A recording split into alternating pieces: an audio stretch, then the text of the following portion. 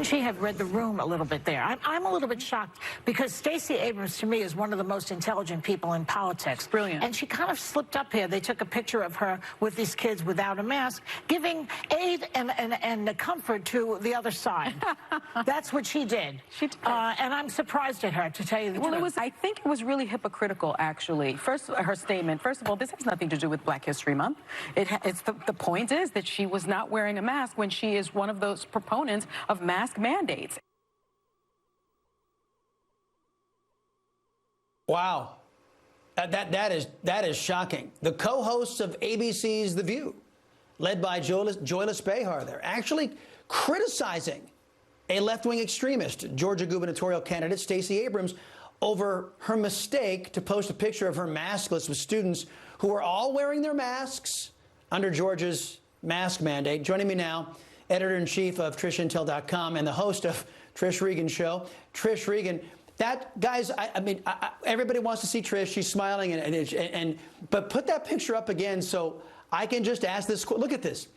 Let's start with Stacey Abrams, Trish. She's one of these left-wing extremists who's obsessed with mask mandates, yet she goes and takes this picture with the students all wearing masks in school. They're miserable.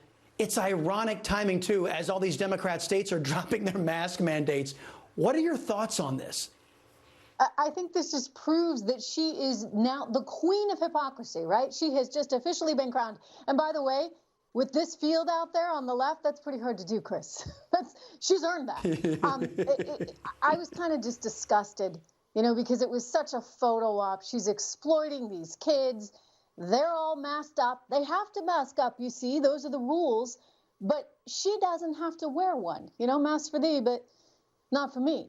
I mean, it's that age-old hypocritical stance that the left keeps taking, and they keep getting caught, for goodness sakes. And, look, I'm sorry, but if you're going to get up on your soapbox and insist that the rest of the world wears the darn things, including these little kids, then you know what? You better be willing to wear it yourself.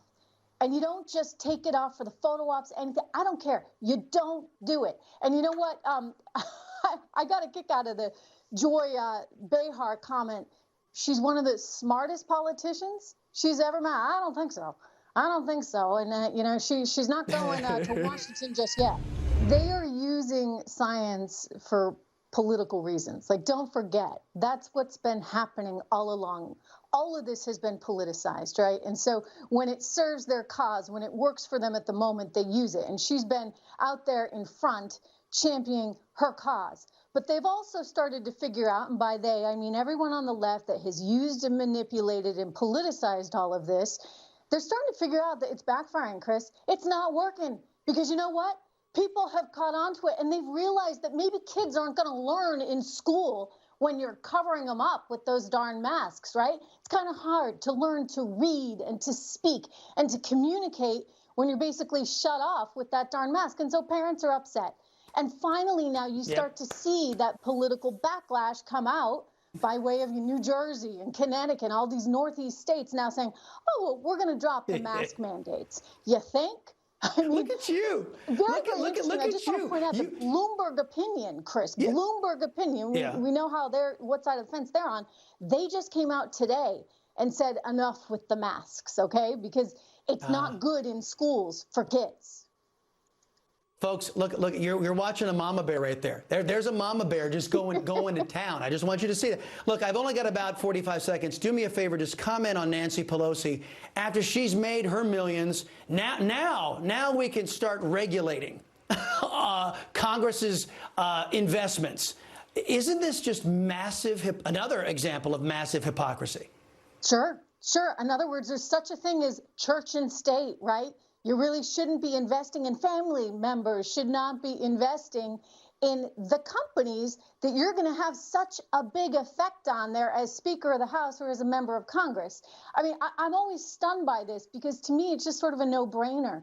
You know what? You don't invest in them. You ask for permission, maybe.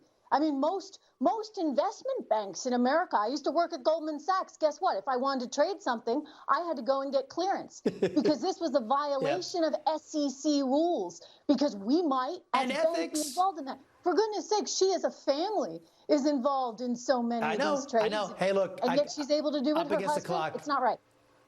Yep. I got to go. Hey, you're right. It's not right. Trish Regan, always a pleasure. Appreciate it. Wish we had like 5 more minutes.